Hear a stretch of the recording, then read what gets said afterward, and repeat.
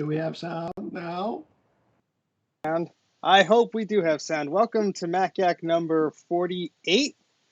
Let me know Nine. if you guys could hear me. No, next week is 49, silly. Is it?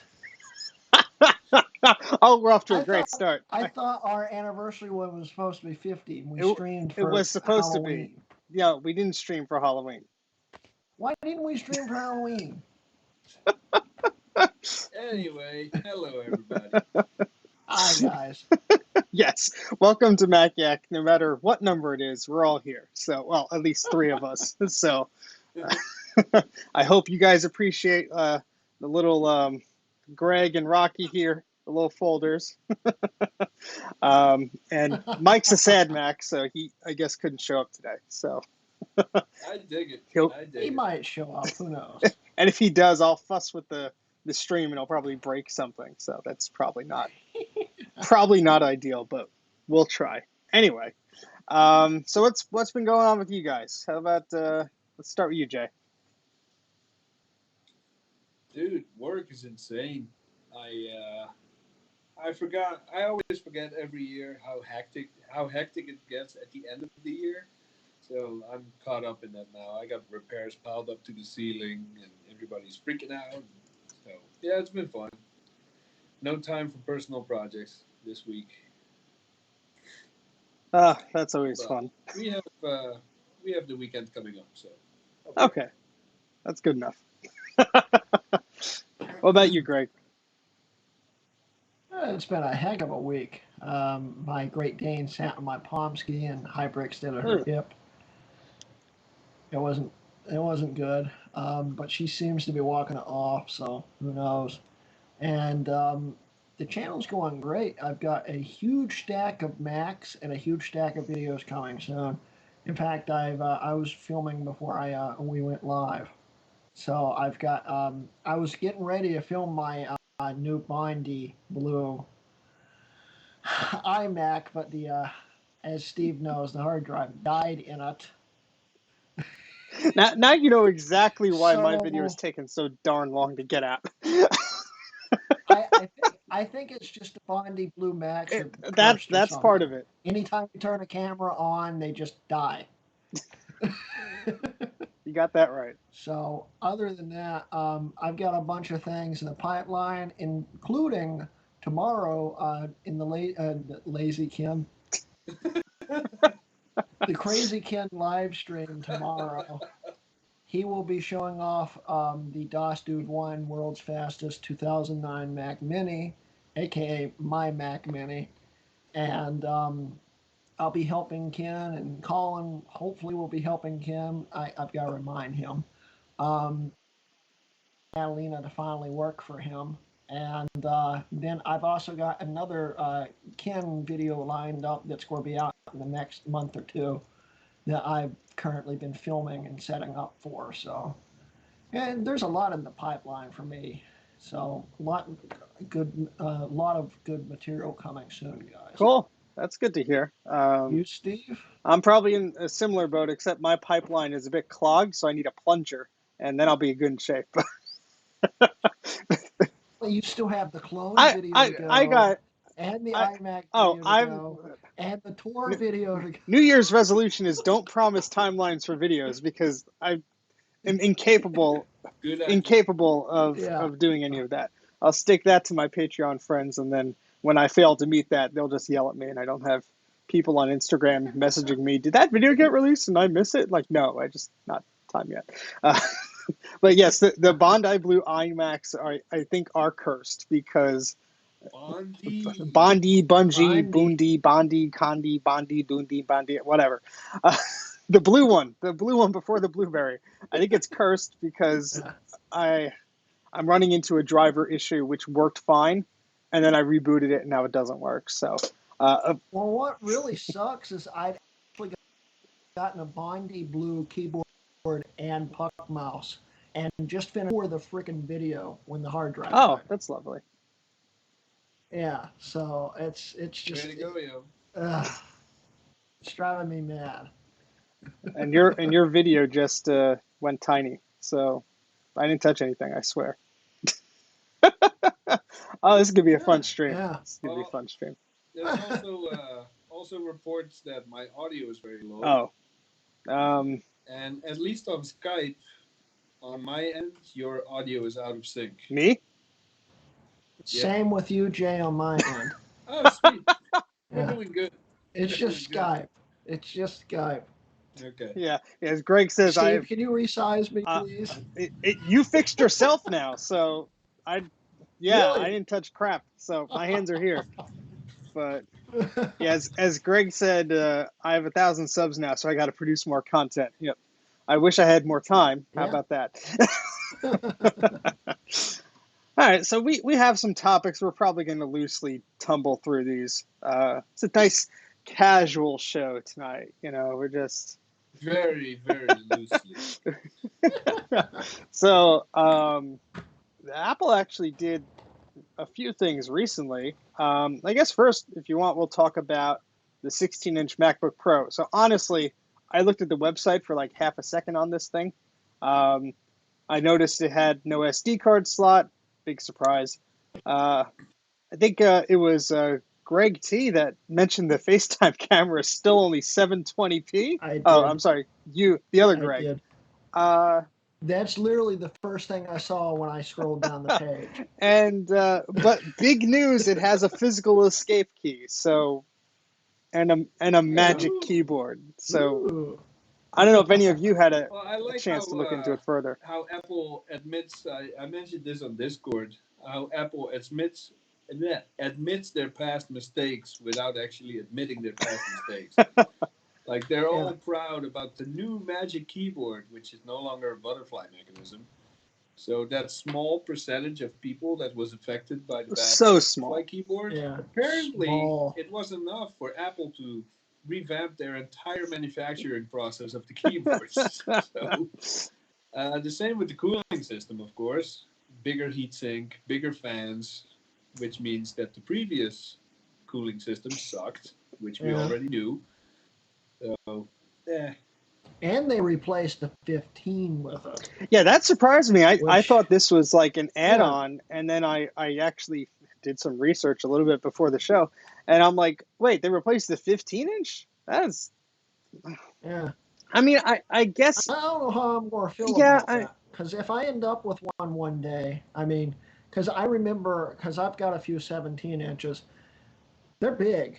And being right in between the 15 and the 17 inches, it's going to be kind of big. What I'm thinking is right now I have a 2015 15-inch. I don't know if the dimensions have honestly changed between the newer 15-inch models, but there's almost an inch if you measure diagonally from bezel to bezel, like from edge to edge on this machine. There's almost an inch where there's no screen. So I don't know if they just made the bezels that much thinner. It's hard to tell exactly by the photos, but if they did that, then there's not too much of a size difference, I would say. But I wouldn't know until I'm actually looking at it in the store or something like that. I haven't even seen what kind of ports does it have. I think it's all just USB-C, Thunderbolt 3 or whatever. Yeah, it's just Thunderbolt and a headphone jack. 4 Thunderbolt and a headphone. At least they kept the headphone jack. Yeah, remove it from everything else but the laptop. I still don't like the sound of the new keyboard. 1 millimeter of travel doesn't sound like it's enough to me. I would agree on paper, but the few reviews I've seen, actually they compare the new keyboard with the butterfly one, and so far everybody's really happy about it. So, yeah, I don't know. I haven't obviously played with it, but I'd be interested to play around and just test it myself. I want to open one up and pull it apart. I do too. Well, what's interesting is, they're calling this the Magic Keyboard, I guess, because their wireless keyboard is named Magic Keyboard, and they have to have product naming synergy or whatever. So I'm curious. I'm sure, like within the hour, some guy's going to go to the Apple Store when these are available, and he's going to do a YouTube video being like, "Oh, it's magic, it stinks," or whatever. But those inevitable videos, I feel, are coming. I think one of the reviews drew a parallel to the iMac Pro keyboard. Okay. Same or similar mechanism. I don't know. I haven't tried one of those yet either. I haven't either. That's It's just the Magic Keyboard too. So I don't I have a just Magic think that Keyboard too. people have been saying for years now, give us a 17-inch, and Apple refused to do it. And now Well, Apple came out with a 16-inch to kind of admit, okay, we need something the bigger, but they didn't want to go full 17-inch. the reason why they didn't go 17 inch, the reason why they killed the 17 inch, because it was their least seller. Only the 17 inch. Everyone else bought the 15 or 13. well that that Yeah, that but a small percentage of your sales, it still did better than the Mac Pro. Yeah, So Well, probably. I'm really curious now because obviously the big drive of the 17-inch display was the size of the display and the resolution. Now, looking back, the resolution was just larger than 1080p, so 1920 by 1200. This 1600 is a 3070 by 1920. So that's a sizable difference, but with the resolution doubling and the retina scaling and all that stuff, like I'm curious how that physically looks on a 16-inch display compared to Yeah. that of a 17-inch. And honestly, if you put a 17-inch next to the 16-inch one, what are you getting more screen real estate with, and what's more comfortable with? Because I mean, I whenever I saw a 17-inch one, I'm like, oh my goodness, this is a beautiful machine. But it's big, so I'm curious how much smaller the 16-inch is really, and I know that that's been an issue, like the largeness of these machines. Everyone wants things to be smaller and thinner, especially Apple these days. And Jay's window just shrunk a little bit, so well, I'm not touching anything. We'll see if it goes back. no, I don't know. It's the thing is, a resolution that size is only useful if you're editing huge photos or stuff that benefits a large resolution. Hmm. I Like have really? a 2015 Retina. Yeah. I cannot use it at the full Retina resolution because I can't see anything. Yeah. Everything is microscopic. So I would still prefer a 17-inch with the old 1920 by 1200 over a Retina. Now I'm not going to change the resolution on my laptop here. My office laptop is a 2015 Retina, but I believe one of the settings is to mimic that resolution, similar to the 17-inch model. Now the text may get very tiny because the screen's only 15 inches, not 17 inches. So, um, Right. I feel your pain there because it's not easy. Right. But Yeah. yeah, I mean I don't that's know. the I'll question. stick with my 2012. And I literally still do not have anything Retina other than my iPhone. Literally nothing. Everything I have is 1920 by 1200 or lower. Yeah, I got Everything. a Retina in 2015. I needed it for work, and then my wife took it from me, and now I have no Retina anything. uh, so I mean, Let's see. We got if it's up to you, we got Brock. would you? Brock. I mean, I guess it's hard for me to say if I would prefer an older 17 versus a new 16 because I can't afford either. But I'm very curious of the physical size next to each other, and I'm sure someone will get one and do a Oh video yeah, on that, but too early to tell. yeah. If everybody heads over to my Patreon, give me enough money to buy one, I'll do the comparison. Same here. Yeah. Same Jay here. called it first. I've got a 17 inch. Yeah, Oh but wait, I don't have take a it. 17-inch anymore. I sold it to Oh. Mike. Well, there you go. Come give the money to me then. I've held a 17-inch I MacBook, don't even but I don't know have one. what's my resolution. I think these are 1080p displays that I'm using. Yeah, that's like the most common. Uh, yeah, 1920 1080. And I'm happy with anything for that. me is an upgrade from 1024 by 768, so I'm happy. Yeah, so I mean, I'm actually very curious. Like in this day and age, like I know everyone loves portability and small form factors and such. Like if they released a 17-inch model, I mean, there was a huge fad going on for desktop replacement notebook computers a few years ago, where you had Dell coming out with 17-inch and 18-inch and Alienware with like 20-inch display laptops and stuff. I don't know, like in the world of iPad Pros and stuff like that, if that's like really like what people want anymore. I really am curious, but just a question I have to the world. Only time will tell. Yeah, that's. I don't know. I loved having the 17-inch MacBook Pro when it was my primary computer. I went from a G4 to a MacBook Pro in 2006, I think, 6 or 7. I used a 17-inch MacBook Pro all the way through 2013, and that's when I switched back to desktop. I I don't need a large laptop anymore because it's not my primary driver. I got a Mac Pro dual displays and everything, and for everything else, 13-inch is fine. Yeah. So I don't know.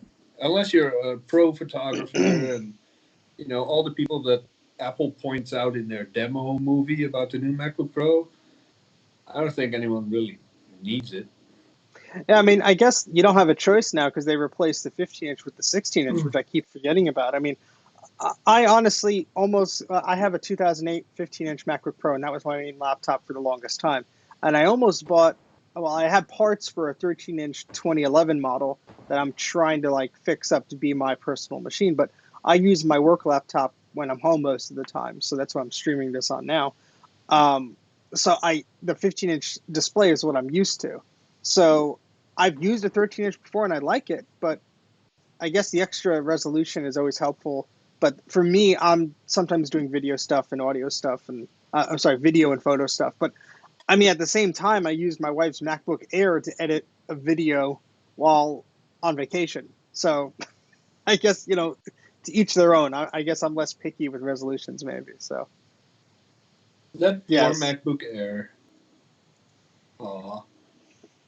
That's that little MacBook Air is still I'm it's just still catching working. up on the comments real Still quick. So I'm looking at some of the comments people Yeah, for have now. about their machines.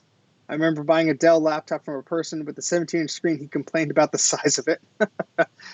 Matt says, I use a 13-inch MacBook Air as my main laptop, running Mojave. It's tempting to upgrade to Catalina, though. Trina says, I'm using a MacBook 13-inch from 2010, running 10.13. And of course, Greg is chiming in with his 2017 13-inch MacBook Pro. Of course he is.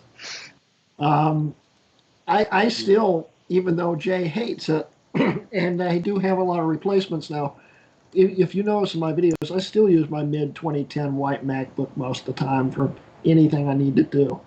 Really? Disgusting. I mean, yeah, it works. My 2008 MacBook Pro would get very temperamental, even with an SSD and even with, I think, 8 gigabytes of RAM. It was a 2.66 gigahertz model. And it was just like, it would just lock up sometimes for no reason on like a website or if I had too many apps open or whatever. So, I mean, I really try and limit my Core 2 Duo use these days. It's maybe Which the late 2008 model was it, Steve? Oh, really? That's odd. Mine seems to be running fine. Yeah, it might be. I have to replace the thermal grease on it. I got this machine in bad shape, and I fixed it. I fixed it up. So it honestly, I probably haven't turned it on in a few months. So I'll show you how much I use it. Well, it's like you saw my mid-2009. The thermal paste was literally as hard as concrete and just I'm sure that's the case because I got this machine used from someone and then I fixed it up and it had a sleep sensor issue, and so before I figured out that if you just unplug the sleep sensor, it's fine, it would wake up while in my laptop bag and cook itself pretty warm. So I'm sure that didn't help the thermal paste either. So. Ooh. Yeah. All right. So. Master Gecko uses 2006 MacBook for his school that's rough, daily. Wow. You've got more patience than I do. Seriously. Yeah. Hey, I was cruising around a few weeks straight with my new early 2006 MacBook Pro. They're still pretty Yeah, I useful. guess. I just have bad memories from my. I mean, okay, put it in perspective. The Core Duos were pretty zippy. I was just jealous that when I bought my iMac, like 6 months later, the Core 2 Duo Intel iMacs came out, the mid 2006, Oh, so many people and got mad I over was like, are you that. kidding? Like Apple was so slow. And you only got 3 Yeah, OS Apple was so releases. slow to update their product line before they switched to Intel. So I was like, yo, they came out with a new Yeah. iMac. This is going to be it for like a year minimum. It took forever for the Yeah. darn thing to ship to my house. And then, I start using it. My friend calls me up and says, oh, I want to buy an iMac. And I said, all right, we'll go to the store next week. I'll show you at the Apple store. And they came out with the freaking Core 2 Duo model. Identical, Core 2. specs and everything except for the Core 2 Duo speed bump. I think that Dude, you could have just I think upgraded it. well, at the time, buying one of those CPUs Well, the warranty. new, you That could, too. and it was the Yeah. BGA one.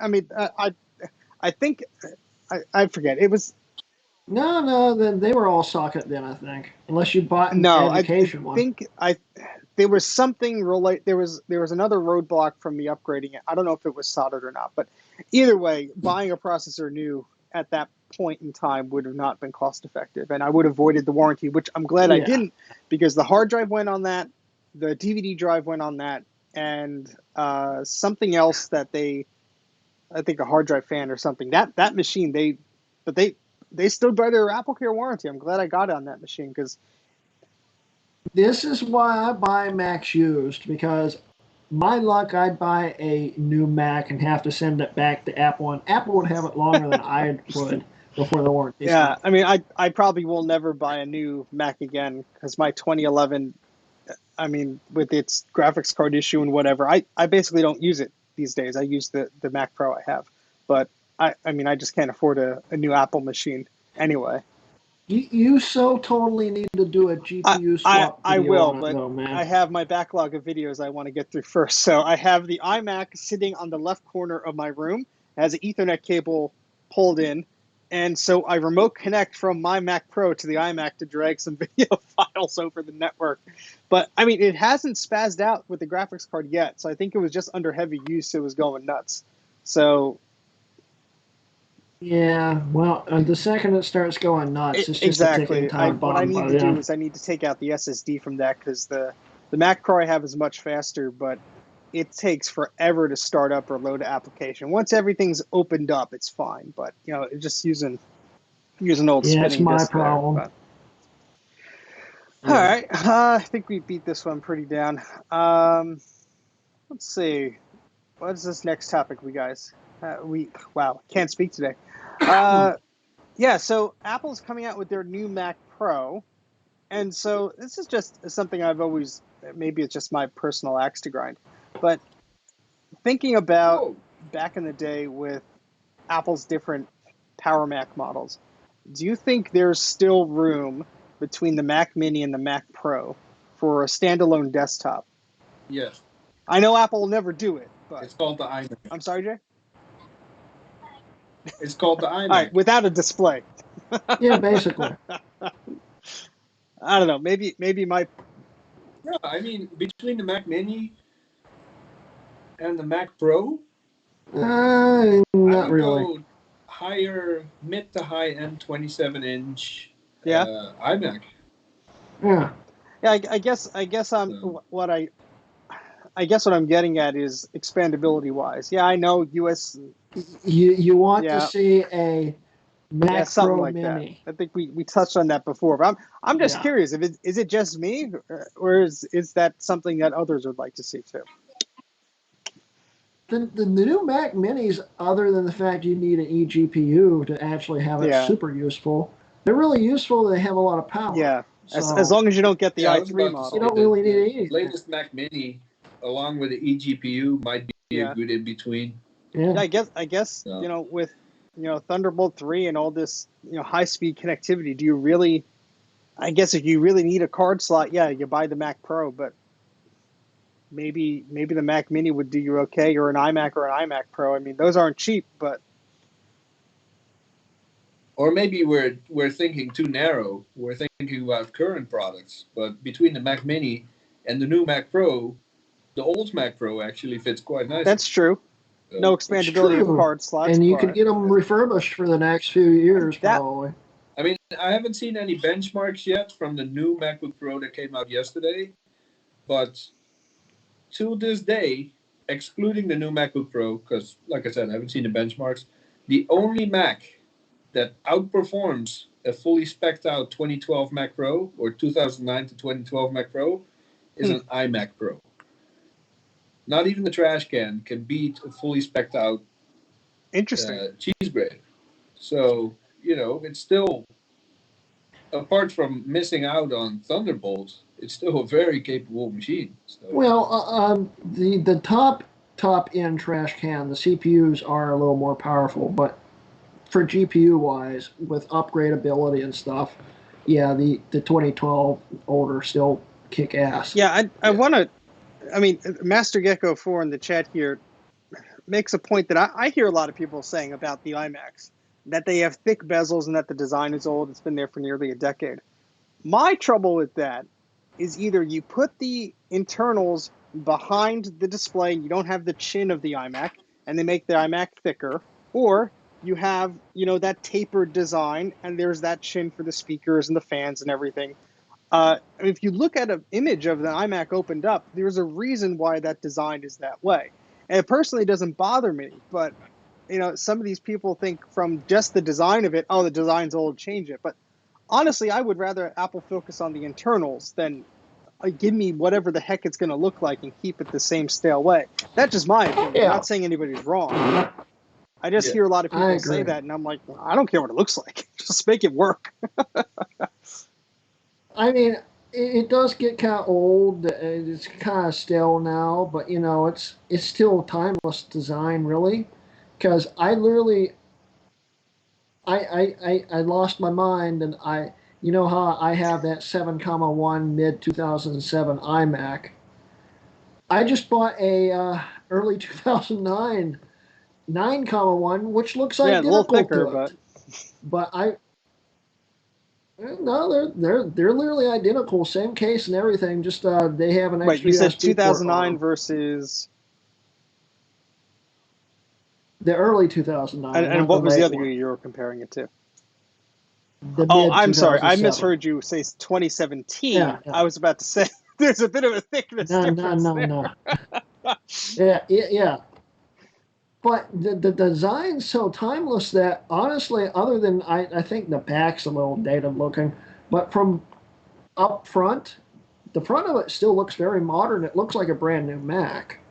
You know, Yeah, the, and the and I think people that are asking, oh, it's a dated design or the design hasn't been updated in X amount of years.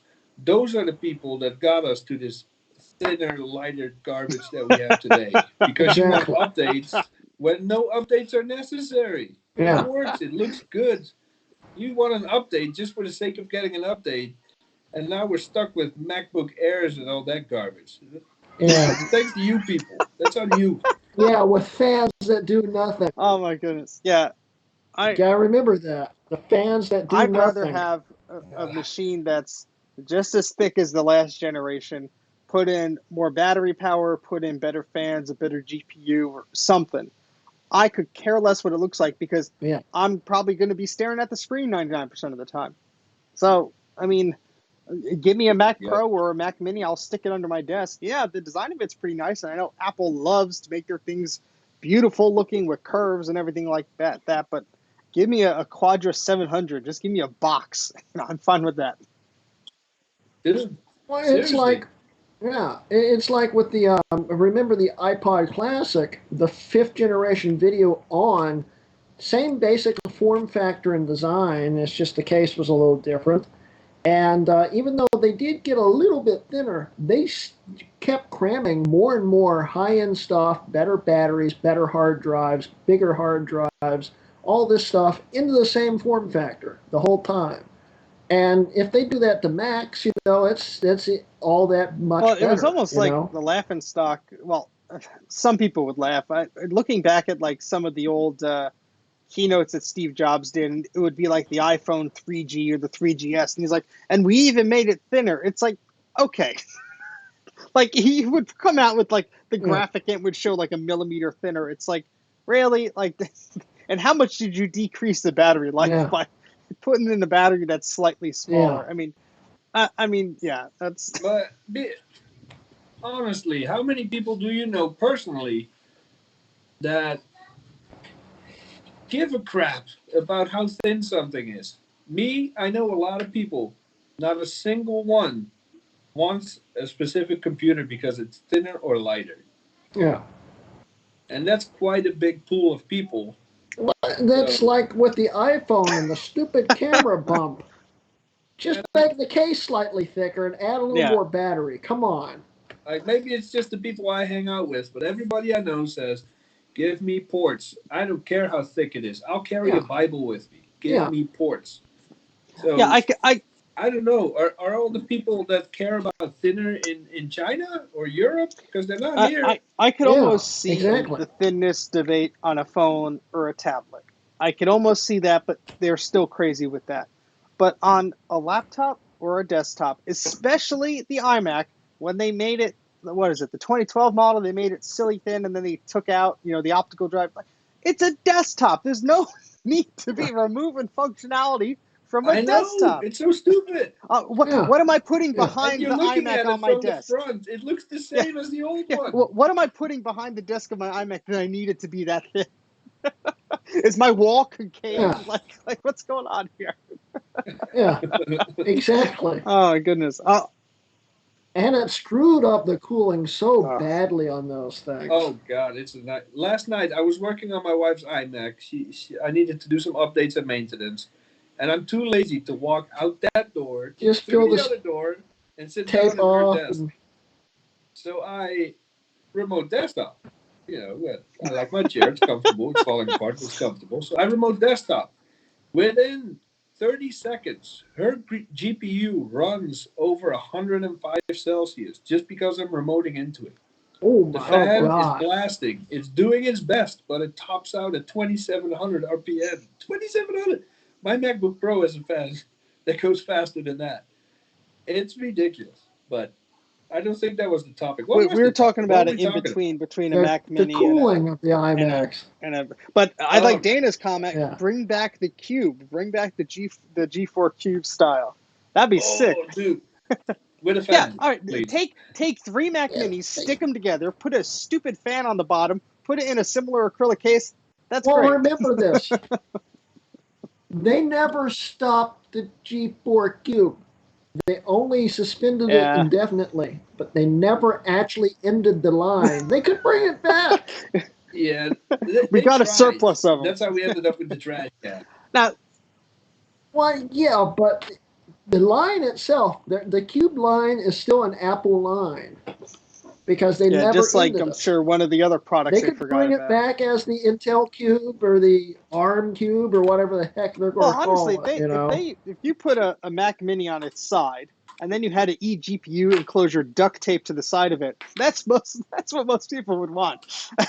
just have a freaking ugly box next to it, and you got your Mac Mini right there. I mean, that's the thing that's honestly I think saved the Mac Mini is Thunderbolt, because with all this eGPU stuff and Apple finally making Mac OS, understand and use eGPU a bit better than it used to, because it was very hacky to begin with. I think that's probably what saved the Mac Mini, because a lot of people were, there goes Jay's window again.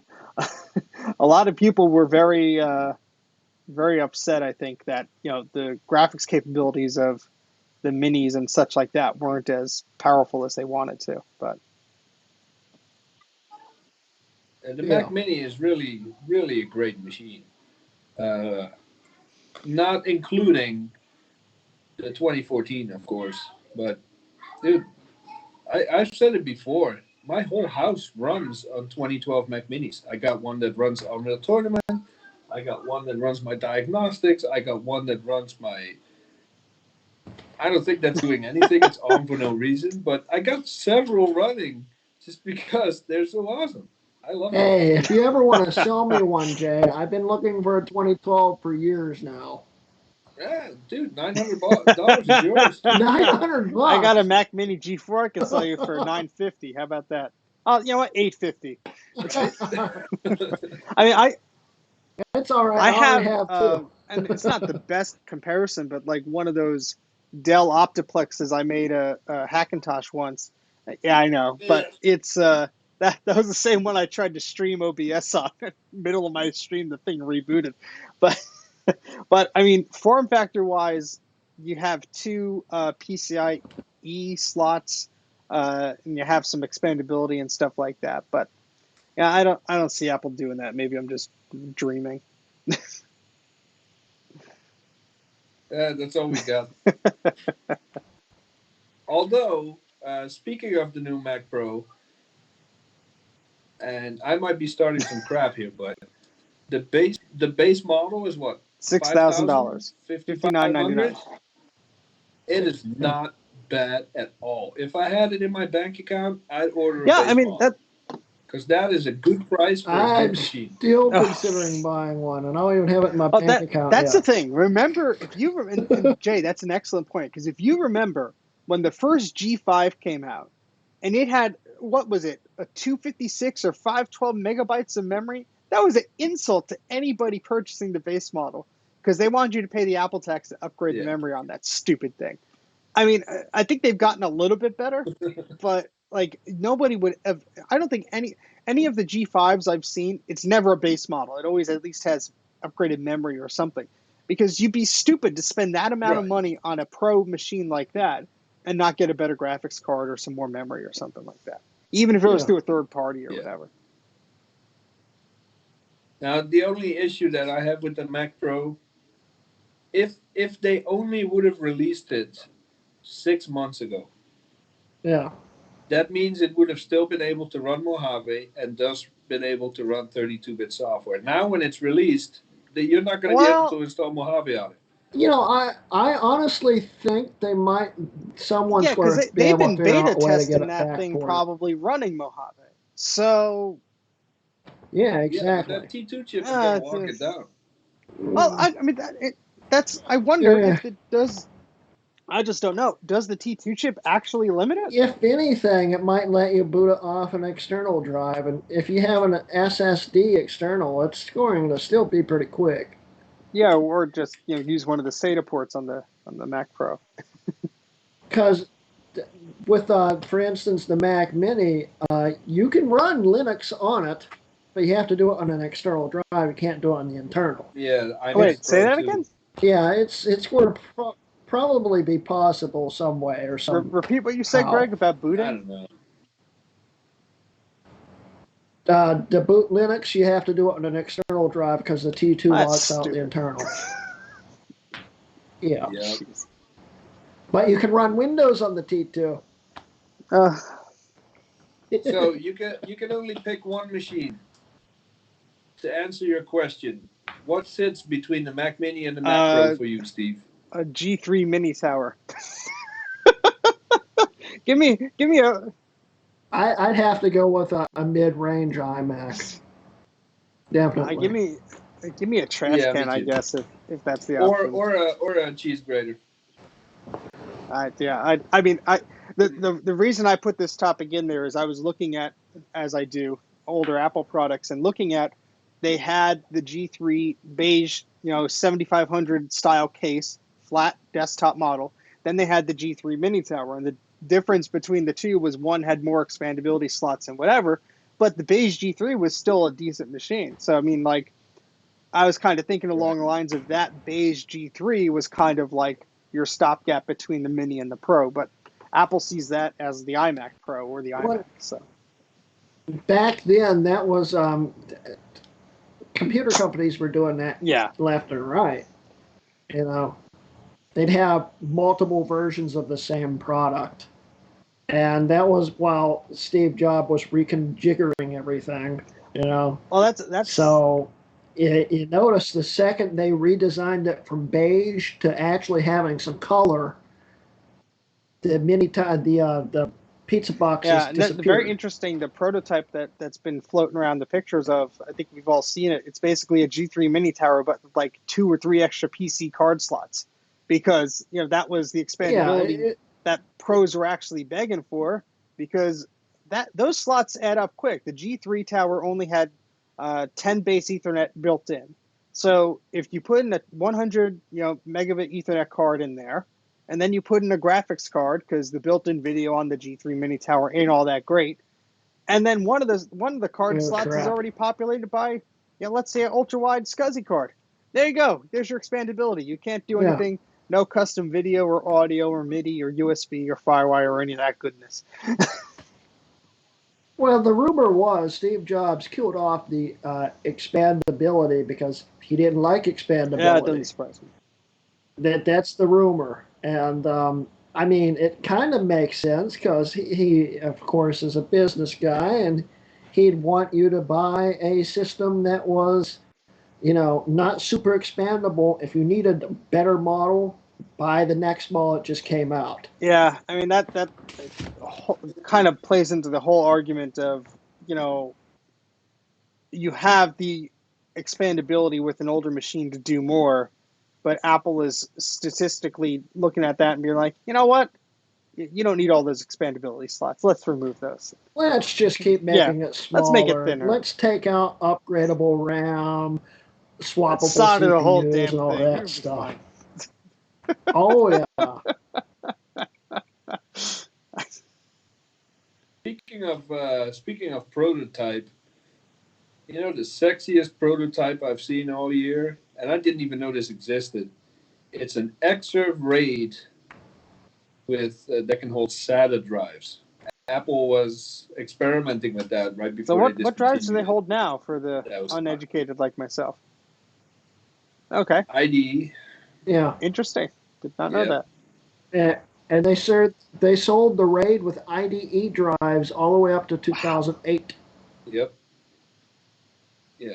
It's crazy. That I did not know. So if anyone watching this has a prototype of an Xserve RAID with a SATA controller and everything in it, I will pay you handsomely, up to $50 for it. I'll pay a Goes to little bit more 55. for it Let me know. because I'll even take it. I have 2 Xserves. I might as well stick them to something. No, because Greg doesn't make videos about it. Send it to me.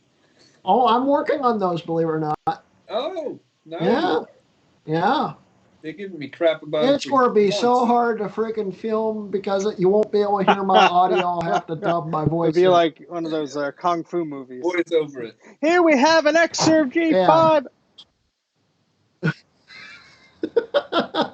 Exactly. They're like the people from the Weather Channel. Pretend you almost. You see blow Greg away like when trying to there's nothing brace going himself. on.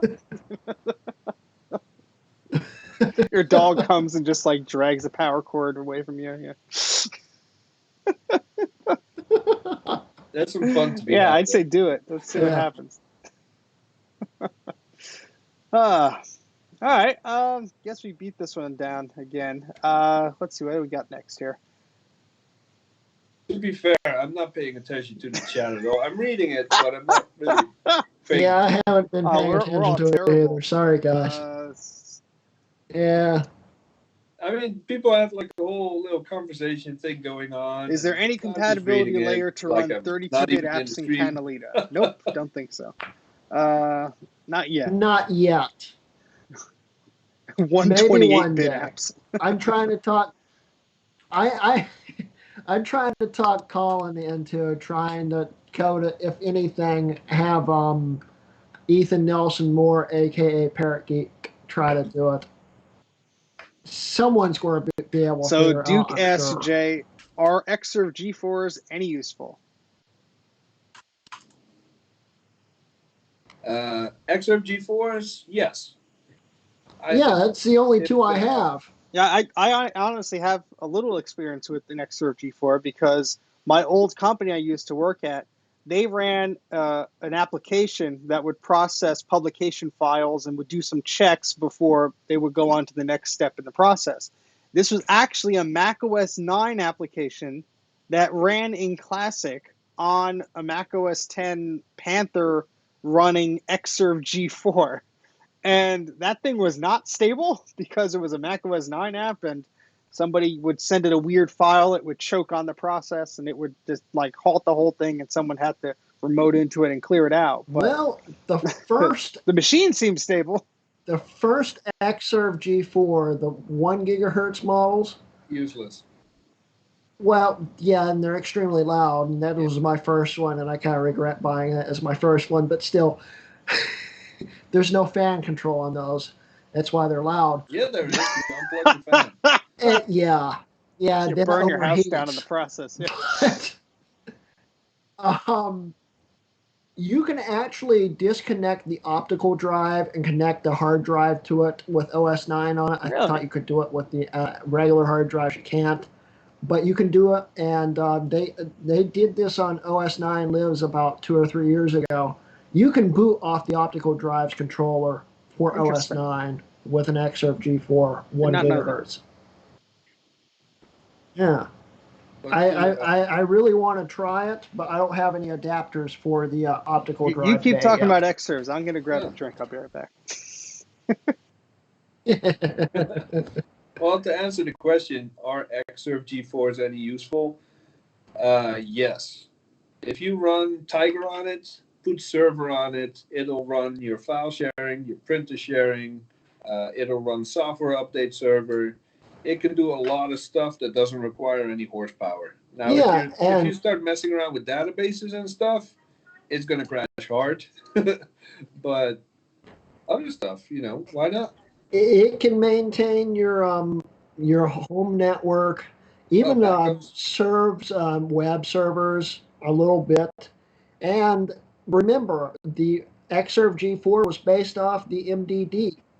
The first one was based off the 133 bus ones, and the second one was based off the 167 bus ones. And they can even run G4 MDD CPUs in. So, Yeah. and they're Now, more would reliable I than prefer- MDDs too. Would I prefer an Xserve G4 over an actual MDD or a Quicksilver or something? No. Because it's loud. But Very they're loud. neat to play with. Yeah. Yeah. Steve, And what are you doing? No, you didn't. I'm just glad you're not in the bathroom, bro.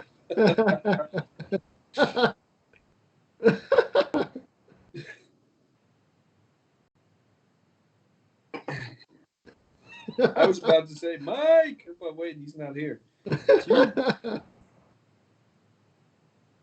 They're all loud, but which is the least loud? I would say that 2009 is the least loud.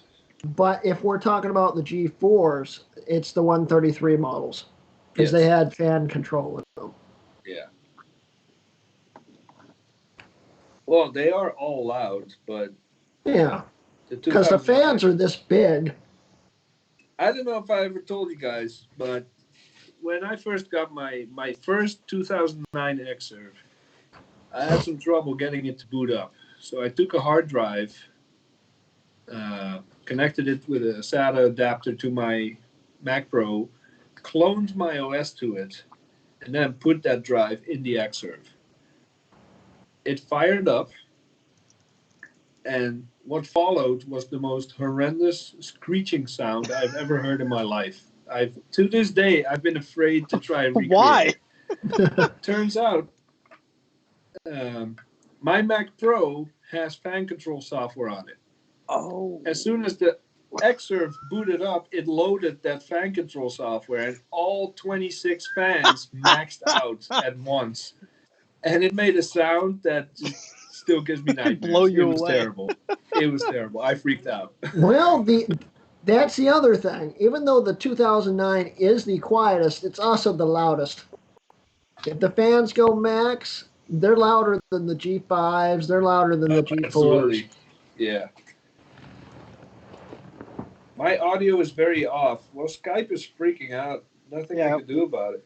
Yeah, everybody put your it's hand over us. your mouth and just now we're not off because nobody could tell. Yeah, see, this is a good screenshot. We're good now. No problem. No problem. It's time to restart and stay supported. Screw you. What do you? What? Ah, Wait, you're wait on. an hour. Come on, I've got You're. Pro Are on you on here. Windows, sir? Yeah, Oh, All right, disgusting. time What to. are you doing? I've got my updates deferred for like years on this freaking thing, and it's forcing me to restart the I'm darn sorry, thing. dude, but you Well, got that's the what you get. sad Mac on you now.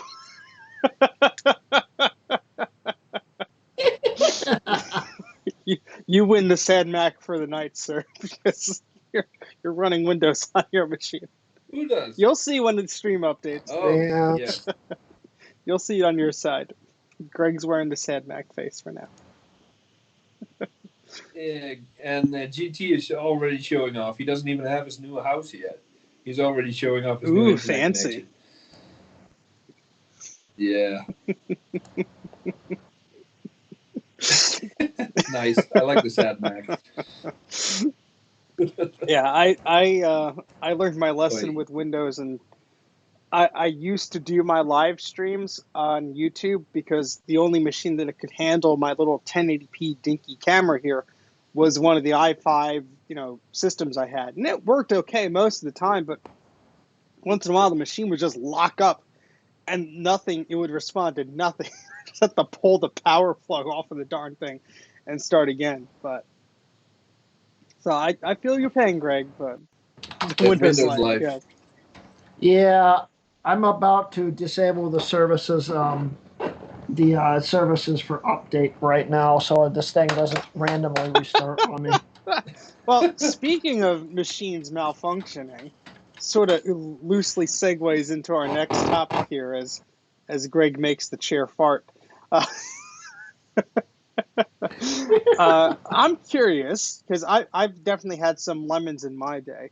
What was the most problematic Mac you ever used? Whether it was a lemon that you kept trying to repair parts or Apple kept trying to fix it and nothing was ever quite right, or a machine that you got used, you tried to fix it up and you ran into issues? Because I've certainly experienced both. I'm just curious. I know there are some horror stories I've read about, especially in the PowerBook days, of like the late generation PowerBook G4s with bad displays and stuff like that. I don't know if any of you guys have had any experience in that area. Could you Yeah, repeat that ran again? I into So totally those missed too. that. essentially, if you had a lemon Mac, a Mac that had to be keep being repaired by Apple, or you got it used and you keep trying to fix it up and just Right. to no avail, there was always something off about it. Oh, right, yeah. I have, yes. I have never had one, but then again, I've never bought a new Ah, Mac. Um, Luke Miani got a brand new Ah, 2019 MacBook out of his, I think he said 2017, dying about wow. 50,000 times. Some people are Yeah, Apple lucky usually goes, eh. and they get the next model. Yeah.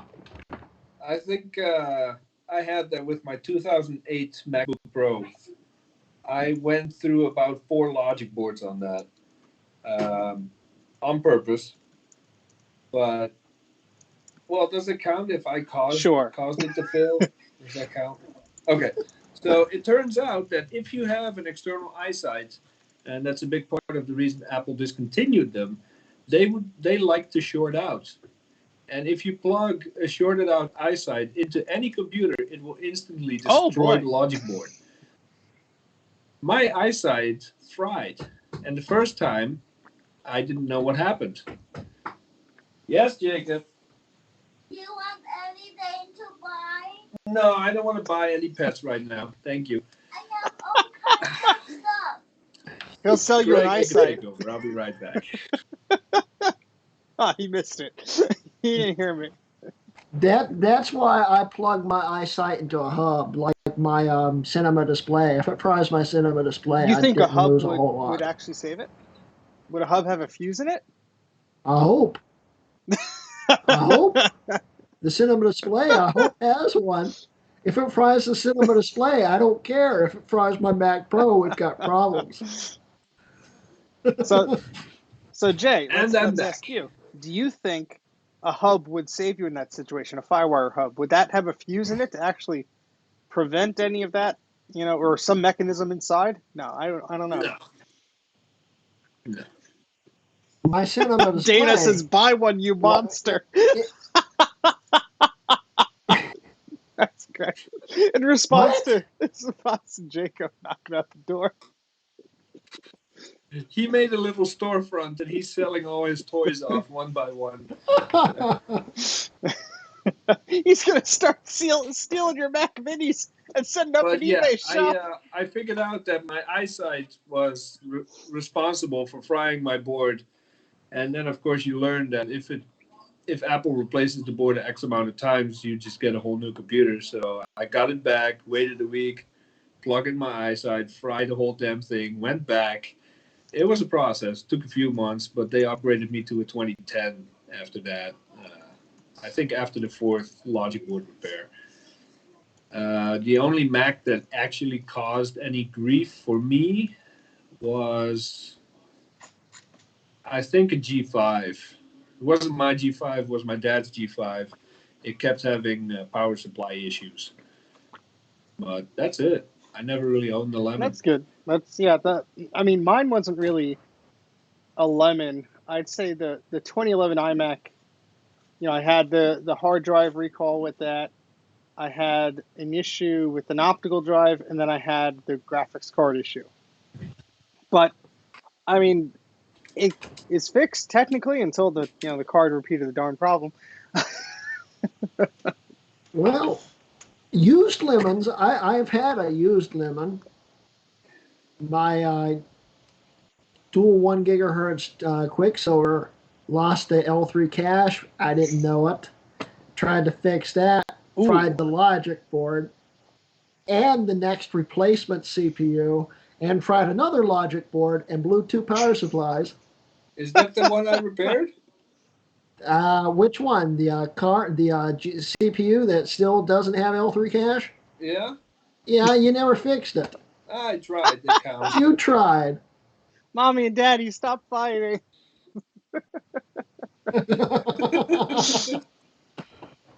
No, I mean, all of the lemons that I've had, I've created myself either by overclocking or by doing some stupid stuff that I wasn't supposed to do. But yeah, I've been lucky so far. Your poor MDD. How many MDDs you got, Jay? Yeah. My wife is watching, so I can't say.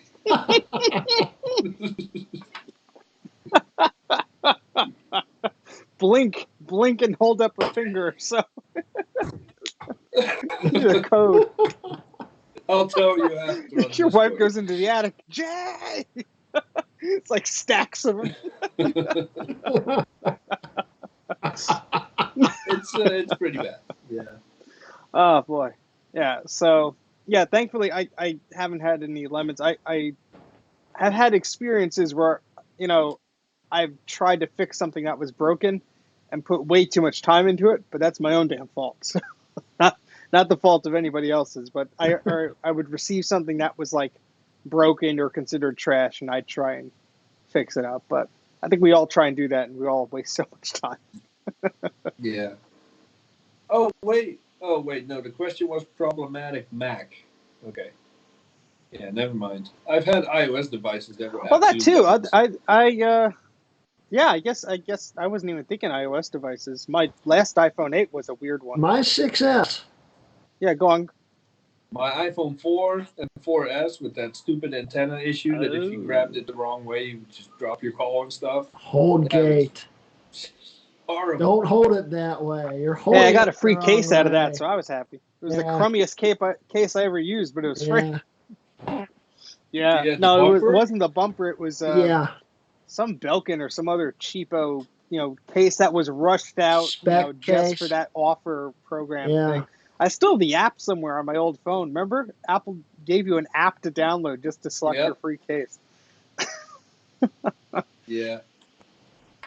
And the phones still suffer from it. If I grab my current phone in a certain way, I'll lose a bar of Wi-Fi. And that's just what happens when you put the antennas on the outside.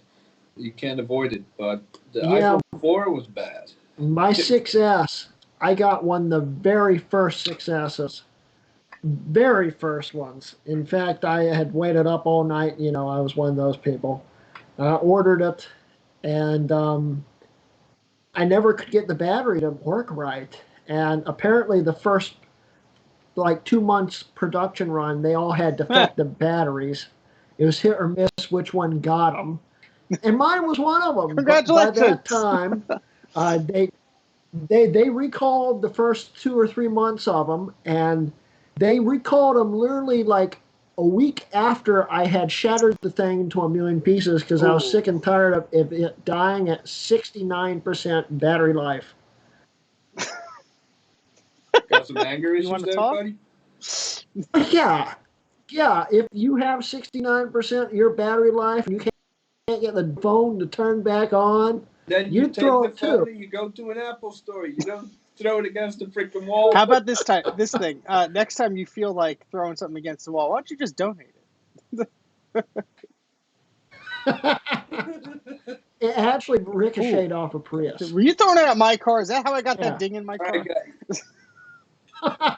You can tell that GT has too much time on his hands. He started the first I'm meme not on even looking Discord. till the show's over. Ay, ay, All right, let's see what we got next. So we talked about that a bit. This topic, next one here is what piece of software do you wish would come back? Any apps that you miss? So some things that come to mind. Aperture is a fairly recent one that Apple axed. An ancient one that I remember from back in the PowerPC days was Adobe Photo Deluxe. Very simple Photoshop type software just for scanning photos and images and stuff like that. Those are just two that came to mind. But let's think about this. So, and then Greg's window went small again. Um, but yeah, so I mean, Aperture comes to mind first and foremost. Apple just sort of ditched that along with iPhoto and just placed their bets on photos, which has gotten better. But I always liked the way Aperture just handled images. It was really the first program I played around with when I got a camera that had RAW capabilities, and I just needed something a little better than iPhoto. But I mean, Well, when Aperture, when they were actually developing Aperture, they meant it to start eventually competing with with Photoshop. yeah, It with never Lightroom, got yeah. there. Yeah, and you can still run Aperture in Catalina with a Oh, interesting. patch. Yeah, because I did try and launch it, I think, on High Sierra, and it gave me some, bogus error. But Yeah, because what happens is Aperture and what is it? There's another Apple program that doesn't work in Catalina, but they use a 32-bit Stickies is launcher, still available, Dana. and this patch, Sorry, just this this patch actually bypasses the 32-bit launcher and interesting. allows it to boot We got up a and bunch of launch. comments here. Yeah, iWeb says Matt's Tech. Yeah, iWeb. You know, iWeb was decent. I built a web page or two on there, but the Eh, technically, iWeb is still available. It's called yeah, I mean Rapid Weaver. that's It's the the same trick with thing. iWeb. They Yeah. well, all right. So iDVD. let me finish iWeb first, Greg. Hold on. The problem with iWeb is it was pretty slick, but like anything in the web development world, once you put something out there, that CSS and that HTML is going to become outdated, and I think that just got dated very quickly. I mean, I still see some websites now and again where you could tell it's iWeb just based on those templates that they use, but uh, iDVD is another one. I used to use iDVD all the time. I made I some still really have cool stuff with that. I still have iDVD on every single one of my Macs that run Mojave. In Yeah, fact, I used the heck out of that program. The first Mac I used that on was my dad's G4 450 megahertz graphite tower. Took 7 or 8 hours to render a DVD, but it rendered a DVD. And Yeah. yeah. I would convert my family home videotapes to DVD and all. I still do that. I use the output is not always DVD now. I sometimes use DVD Studio Pro if I have to, but now you just put it on YouTube or whatever. But DVDs were the big hot thing for a while, and I mean, I think it's still a pretty useful app, and unfortunately, there are some nasty bugs in that piece of software on certain themes that if you got yourself in a corner, the only way was to delete the menu and start over again. Because I would make some pretty complex menus with some thumbnails and stuff, and I remember writing in feedback. I emailed Steve Jobs his email address, all this crazy stuff, trying to get an answer. They didn't care. They didn't want to support that application no longer. But we got a bunch here. Norton's Utilities that doesn't suck. Yeah, that's you got to go pretty far back for that. Yes, Nick says disk utility. Yeah, the old disk utility. Yeah, bring back all those buttons and features that are actually helpful. Claris works, Apple works, HyperCard, WordPerfect. Actually, the most recent disk utilities still suck, but earn feature on That's so disk stupid. utility. Yeah, I mean, some Macs still have optical drives, and you can still get the external one. Uh, Well, my list is very long, but I've narrowed it down to 3, and I already forgot one of them. So I got 2. The first one is a little app called Color It, and that's what I had even before Photoshop on my G3, and I've made some really cool stuff with that. It's basically like Microsoft never heard of that one. Paint, but for Mac. It was awesome. So like kid pics. It was called I gotta Color write that It, down. and it was Color awesome. It, all one word, or is there a space in between there? Not sure. Might have been a dash, might have been a space. And it was might have been OS one 10 word. or Classic? Oh no, that was Nice. 8.6 at the time. I'll have to look that up. My second app is iVisit. I was video chatting with people in 1998 or 1999, long before FaceTime, long before iChat. We were all hanging out online video chatting. It was an app called iVisit. That was really awesome. I met people from all over the world. It was really cool. And the third one, I forgot. You guys talk too much. I lost my train of thought. You'll get it back. I'm gonna say Unreal Tournament. Oh, oof. What? Sound like you farted. I'm making that dumb joke. Oh, Rest Edit was nice too. That's a bit of a wet one there. See what happens, Greg? You leave us all alone. We're reduced to making fart jokes. Yeah. That's why you can't have nice things. Yeah, I'm trying to think of some of the apps. I mean, some of them are just not the same. Like they were re-released or they added new features and stuff like that. But Print Shop Deluxe, surprisingly, they keep reinventing that. It's very similar to the old one. I haven't but touched it actually, but based on screenshots I see, that's like version 24 or something ridiculous. Trying to think of like some older apps that are just. I mean, you sometimes just get developers that just never update them. It's kind of the similar thing that we were talking about a few shows back about 32-bit apps that you would love to see on a 64-bit version and such. Yeah, like Wired. But I'm actually just struggling to think of any apps besides Aperture and iDVD. I got go one. ahead, Jay. I miss, and for everything that it couldn't do, and for everything that it wasn't, I miss Netscape Communicator. Starting Netscape Communicator with the feel and the look and the little lighthouse with the thing spinning, it just felt like home. You sat down at your computer, you clicked that little lighthouse, and you were home. I miss that app. I remember what the other program that patch will fix. iPhoto. Nah, I'm over iPhoto. I am too, and it apparently only fixes half of it. Half of it still doesn't work in Catalina. So why even run it? I don't know. I tried iPhoto a year ago or so. There was a patch or a way to make it work on High Sierra. I don't remember. And in the current photo format, the libraries are like hundreds of gigabytes, and it's useless. I liked it. I still hate photos. I don't use it. If I want to grab something off my phone, I use image capture. But yeah, Yeah, it was good back in the day, but it can't keep my up with uncle, my performance. uncle still swears by iPhoto. He's got it hacked and running, and I think he's running Mojave, Oh, really? and it's working for him. But I honestly don't see the appeal of it. Well, I guess if you have all your stuff set up in there and you don't want to worry about migrating Yeah, it or that's the anything. reason why he doesn't. That's the main reason why he doesn't want to go to Catalina, because he'd lose most of the Yeah, functionality. I mean, I Yeah. took the plunge and I upgraded my iPhoto library to photos. Oh no, I didn't. Never mind. I did, and then I was like, the library's too big anyway, so I just started a new one.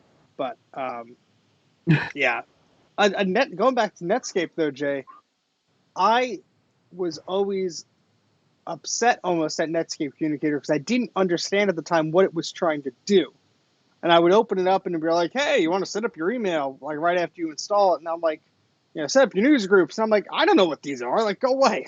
I just want to browse the web. I wonder if you could No, still get it's those working.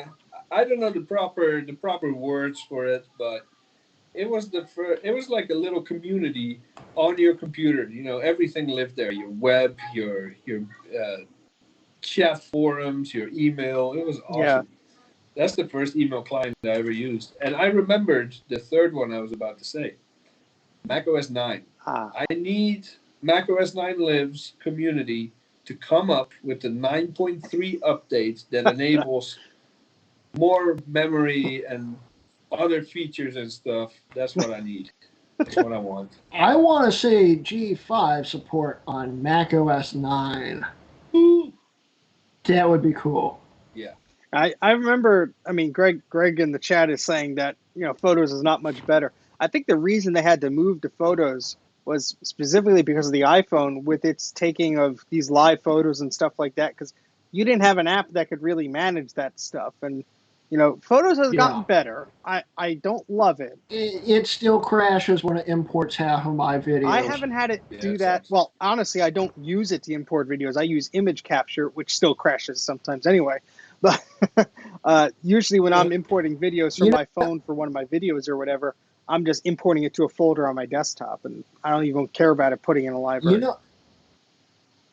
know, the one thing that bugs me about not having OS 9 support on G5s is G5s can emulate what they actually have it built straight in, all the instruction sets for a G4 in them. Why not just emulate it as a G4 and have it boot up? How hard can it I don't be? know. Try it. I don't know. Why don't you figure it out? Let us know. Oh, I got another one. The old iTunes visualizers. Uh, I want those back. Oh yeah, I miss those. Even back when I used it in Windows. God, you are a disgusting creature. You know that? Dude, remember, I've only been a Mac guy since 2015. Ay, I ay, got ay. Max older than that, buddy. Oh, yes. Greg says, who remembers ICQ? I still have it. Oh wow. Yeah, That was awesome. Uh, yeah. The girl I grew up with used ICQ all the time. I was just still a little too young for that, but I remember it Nick quite says well. that. I had ICQ before MSN became a thing. MSN Messenger. Nick in the chat says Yep. OS 9 Lives have been working on that for a long time. I think the 1.6, 1.8, G5 2003 models would be the only most likely ones. Huh. Well, that would be kind of cool. And Yeah. who knows? The 2.0 would probably work. All O3 balls are basically the same. Well, poor Matt is having an issue with AirDrop on his Mac Pro. I guess his Wi-Fi cord shorted or something. That sucks. Sorry, dude. I was more of an Ouch. AOL Instant Messenger guy, but that was because I grew up with the first email account was an AOL account, and then when we stopped paying for the AOL service, I got an AOL Instant Messenger account, which was basically like the free equivalent, but it was just chat. and all my friends were Yeah. on that. AIM Yeah, account. so Yeah. I remember that. AOL was not a thing Yeah, in Europe. exactly. Yeah, Like we didn't America have Online. AOL. Yeah, it wasn't really popular outside the Yeah. U.S. I mean, Yeah, my we had MSN main Messenger. That was huge Yeah. in Europe. They only axed that a few years my ago. main email address, still technically my main one, but I'm trying to move all over to my .me account now. 10 years later, but still. My main address is an AOL account. I've had it since 2002. You So know, that must be full by now, since you never read your emails. exactly. I've got. Let's see how many emails I have. The only 31,000. reason I ever got an AOL address is because iChat required Oh it or yeah. Can you something. see that? 31,700 and something. Oh, You are that's such a millennial, emails. bro. that's very cute. That's very cute. How much was that again? 31,726. I'm sorry, 89,280. There you go. Oh, Got you God. beat, sir. That's my iBook, my Mac.com email address that's been active since the iTools days, getting every type of spam that I could get. I ain't reading that. Jay's just shaking his head in disgust. I really want to just wipe all my email accounts clean. The thing is, I've got really important emails that I just How have to would you go know? through. How would you know you have important I emails? know, but if I delete them, I'm screwed if I need them. All right. In my defense, Dana, I have 1, 2, 3, 4, 5, 6, 7, 8 different email accounts on my phone, and that's why it has so many as unread. Oh, please. I got 1, 2, 3, 4, 5, 6, 7, 8, 9, 10, 11, 12, 13, 14. I got 15 accounts set up on my Mac, and I only have 12,000 unread emails. All right. Well, if I look I at only have 2 on my phone. so actually it's worse than the 89,000 because I turned off the notification for some of the inboxes. For all my inboxes combined, 194,120. All right, we need to see a screenshot on Discord of that. Yeah, this is I'm hiding That's the the accounts, highest batch number I've ever seen. but that's you can see that. I'll take a screenshot and send on Discord. But yeah, it's pretty sad. But that the .mac.com email account is 96,000, and my Gmail account is 88,000. So those are the two culprits there. So if you guys are sending me emails, no. Yeah, I mean, honestly, what I do is when I check my email, I scroll through it. If there's something I'm interested in, I tap on it and I read it. The rest I don't even touch. I don't trash them. I don't do anything. That's what I do. I mean, the last time I purged my email was about 2006, and I feel like a dummy for doing that because I burned my emails onto a CD, and I don't know what I did with that CD. So all my emails pre-2006 or so were just gone into the ether somewhere. It was right at the cusp of Apple wanting me to pay for more .mac storage, and I'm like, oh, I'll just take off some of these few gigs or 100 megs of emails or whatever. Yeah. Making Jay very upset. I don't even know what to say to this. That's hard. Well, now you don't have to pick on me because I'm still gonna pick on you. Steve beat me by a whole lot. Yeah, my email account's a lot older though, so. Well, it's like Ken thought I had a large Mac collection until I told Ken how many Mac Steve has. I'm willing to bet though that you have more working Macs than I do. Well, I don't know about that because a lot of them have been blowing up lately. Yeah, my caps are deteriorating at an alarming rate, so I think we're both in a Yeah, bad it's my situation. problem. The house must smell like fish at this point. Now you know why I'm reluctant to update to fix them.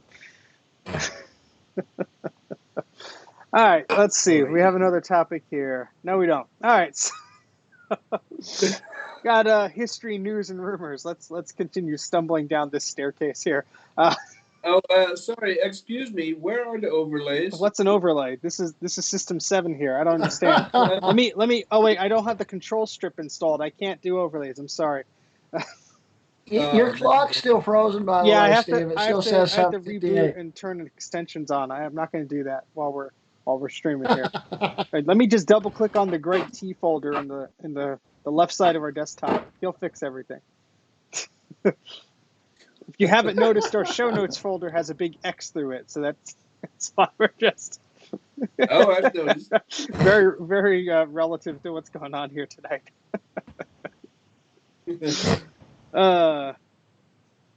You put the actually no, Greg, I did not. That's just like the picture I stole from one of the streams about 15 minutes before we went live. So that's not any particular Rocky photo, but maybe it looks like it. It's scaled down to 50 pixels tall, so it all looks the same.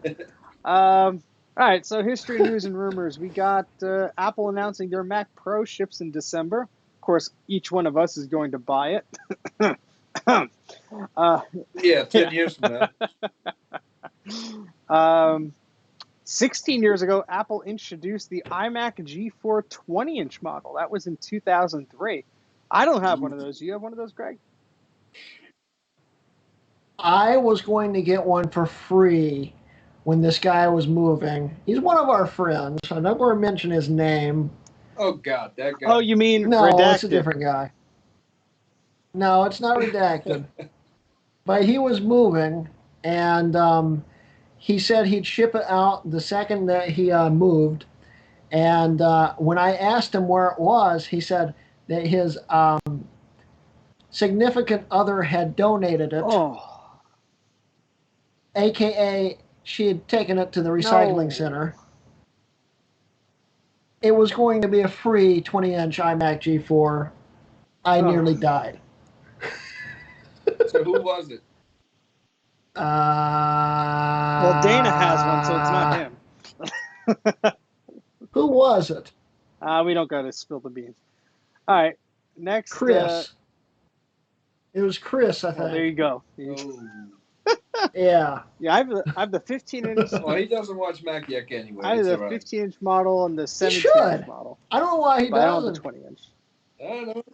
Because I keep saying MacBook Air suck. I maybe. remember. I don't know. I remember when the 20-inch was released. There were all these photoshops of like the screen and then like it tilting because it was too heavy for the arm or whatever. Yeah. I remember those. That was All fun. right, next we have the Newton MessagePad 2100 was introduced 22 years ago, November of 1997. Whoopee. Hold on, Yay. I have. Oh, that makes more sense because your notes say Newton MessagePad 2011. Yeah, that's the PDF, and I Like, fixed the typo. I fixed the typo. Here's my my MessagePad. This is the 2000 model, so it's not the 2100. There were some differences between those two, but the form factor and generally speaking, it's a very similar machine. But the sad thing about it is the 2100 and the Newton 2.0 software was really pretty damn good. I mean, the press just had a field day over how terrible the first initial Newton devices were, that they sort of wrote it off and nobody really paid attention to the Newton. And then The Simpsons. it was the Simpsons exactly. eat up Martha. I mean, you got the Yeah. Newton having its best product released in late 1997, and then Steve Jobs comes back and goes, "No, we're not having anything John Scully touched," and simplified the Mac product line and killed off the printers and the scanners and the Newtons and all that stuff. So I think it's a really cool device. There's a lot of people that are still playing around with it, and if you have not checked it out, there's an excellent documentary called Love Notes to Newton, and you could see it on iTunes. I think it's streaming in a few places. It's really amazing that they show a lot of people, that's geeky people like us, who still play around with the Newton. People have gotten Wi-Fi and web browsers and all kinds of fun stuff to mess around on that. But if you're into prototypes, that documentary basically interviews people who used to work at Apple, and they have prototypes of some things are actually functional, others are just a slab of wood that's been polished to look like a Newton device or whatever. But it's really cool if you haven't seen it. That's another thing I wish Apple would bring back, at least to a certain degree.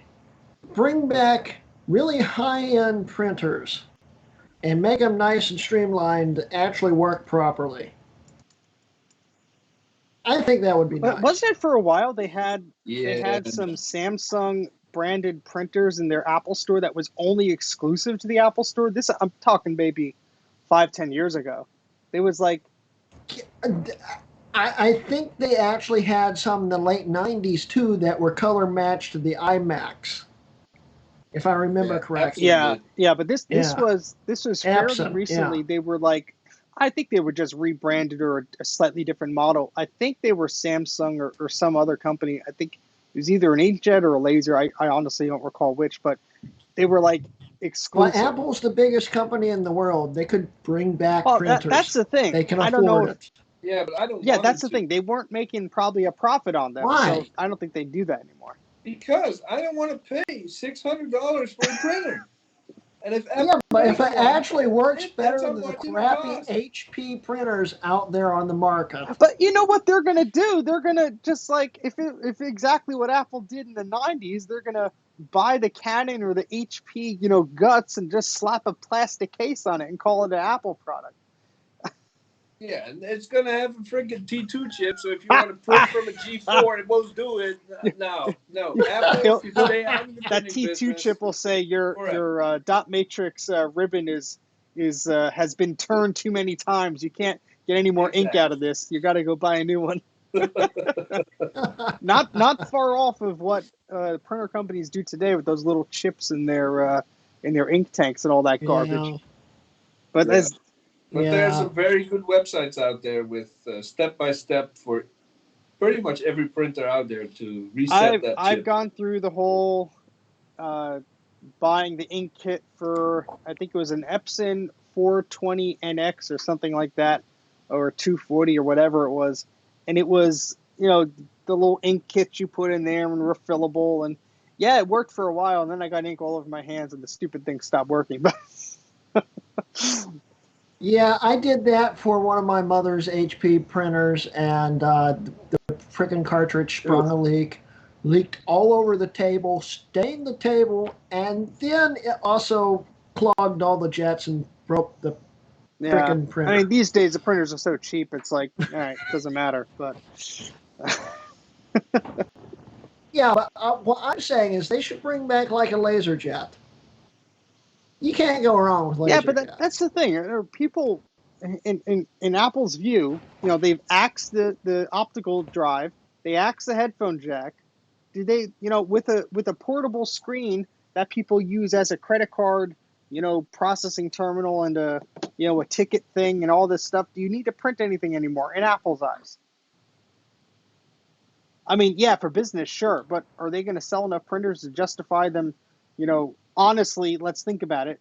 Just reskinning some other printer, slapping an Apple logo on it, putting some fancy drivers in it, maybe a wireless card so you could print from your iPhone. Probably not, because every other company's doing that and probably not making a lot of money unless they're selling ink. Yeah. Yeah. No, I switched over to a laser jet, whatever the hell it's called, and I'll never go back to ink. Yeah, I need to get a color one. My black and white one, it's great, but it's black and white. I need to get a color laser The first jet. laser printer I got was a black and white one. I picked up a color one fairly recently, and it works okay. I actually just got color ink for my inkjet because I wanted to do some photos, but it was like $12 or whatever for like 3 packs of ink. It's like the knockoff brand or whatever. But I've had success in the past with it. But that's the thing. If you're printing photos, LaserJet, it's not, the laser printers rather aren't quite there, as far as color goes. But it's fine for business graphics and presentations and stuff like that. But I picked up this Dell color laser printer. This thing is like huge. It's ginormous. And it's just sitting in the corner of my office. And thankfully it's smart enough to turn on its power saving mode and gets woken up via Ethernet and such. Because that thing, you turn it on, the lights dim. So I might pick up a color laser printer maybe Saturday if I find one cheap. I'm actually meeting the guy that messaged you, Greg, Matt. Yeah, I'm, meet, I'm meeting up with him on Saturday at the recycling center. We're gonna go check it out and grab some lunch. And if they have nice. a good color laser printer, I might I'll scoop send it up you. because the black and white is nice and the quality is Yeah, superb. that's my problem. Yeah. But it's I'll black and send you white. the model, Jay, of the Yes. one I found, just in case you see a similar one, because it works fine for me, in my purposes. And it does duplex printing, which is All pretty right. cool, too. Nice. Yeah. Shoot it over. Just reading some of the chat here. The Epson 740i that matched the Bondi Blue iMac. Yeah, that I had the 740 model, Yep. not the colorful one. So I had the generation after that. It was just all beige. It wasn't. It didn't I have the liked colors that on printer it. though because it was both USB and serial. It had both of those ports on it. And Style Cool. Rider 2 was one of the best little inkjets ever made. Mine ran 15 years. I have a Style Rider 2400 and a 2500. I have like 5 of them in the garage. I just couldn't, had the heart to throw them out. I have a portable Style Rider. Hey, It's like a black one. It's supposed to be like a battery powered one. I got to get that out of the box sometime. and you know what? That 740i and the other Epson printers of that year and that time, they were Yeah, animals, dude. yeah. If you put photo paper in that, it printed beautiful. It's probably one of the best printers I Yeah, ever owned. I It think we was finally tossed ours, but for the longest time, I think we held on to it because it had the serial port and the USB port, and for the time, we still had one of the old machines, and it was like, well, if you want to print on that, you need one of the older printers. Oh, speaking of iMacs that I just bought, I put in an extremely low ball offer on a 2008 one. He wanted like 100 and something for it. I put in $40. How He much shipping? accepted it. I just got an iMac for $40. an What about the iMac. shipping? Yeah, $49, but still. 89 bucks for a 2009, 2008 iMac's not bad. Sure, buddy. It's a lot better than what he wanted for it. I can't believe he Yeah, accepted that. as we're Sure, seeing in the buddy. chat, if you don't use the ink, it dries up. Yeah, it's annoying. Dana says, I have an Apple Yeah. Color Laser Writer 12660. It's a monster. Jeez, yeah, that's. I have a few of the laser writers, but they're not exactly in the best condition of working. That is, get streaks and all that weird stuff. All right, let's see. Sorry, we got on a tangent there. We don't have Greg to reel us in. That's what we do. And again, 22 years ago, Apple introduced the Power Mac G3 desktop, the Power Mac G3 mini tower, and the Kanga PowerBook G3 model. Whew. That's a heck of a lineup. But I think the Kanga actually came out a few weeks before the Well, Power I know they Max, came didn't out it? the same month, but I know that Kanga was also a stopgap because only a few months after they had that whole redesigned PowerBook G3 they introduced. As the Yep. Wall Street. Yep. I passed up. But at the time, it was the most powerful PowerBook, laptop in It the was, world. they basically took a 3400C and they just popped in some better hardware and, made it a beast of a machine. That not bad for the first G3, but I never saw one in And it person. was still kind of crappy, though. It had an awful GPU in it. Well, yeah, that's what why I held can't it run OS back. 10, right? That's what held it back for OS 10, yeah. Although it can run OS 10, it just would run like you crap. can unsupported install with X Post Facto or whatever, but Yeah. Oh boy. Yes, that's our news, history, and rumors. Mike's not here, so you don't got Mike's Mac Shack. I have a ton of stuff for my archive adventures. Boy, do I have a ton of crap. It's gonna good. Take it away, No. bud. We'll just sit here. Just watch. I'll surf Yeah, I'm on gonna eBay go, for a while. step outside No. for 20 minutes. And I'll be back What I'm in- saying is I have tons of material. I'm not covering anything because I spoke I spoke for about an hour and a half on my channel the other night about this stuff, and you guys are all probably bored of hearing it. So half these people weren't even All right, watching well, that. I'll give as brief a summary as I can. So essentially, I met up with. What the hell? It still wanting me to restart. You're getting Screw you, Microsoft. you're getting the sad Mac back on your face again, buddy. That's Second time out. we need like a dunce hat too. What the hell? I even disabled the damn service for it.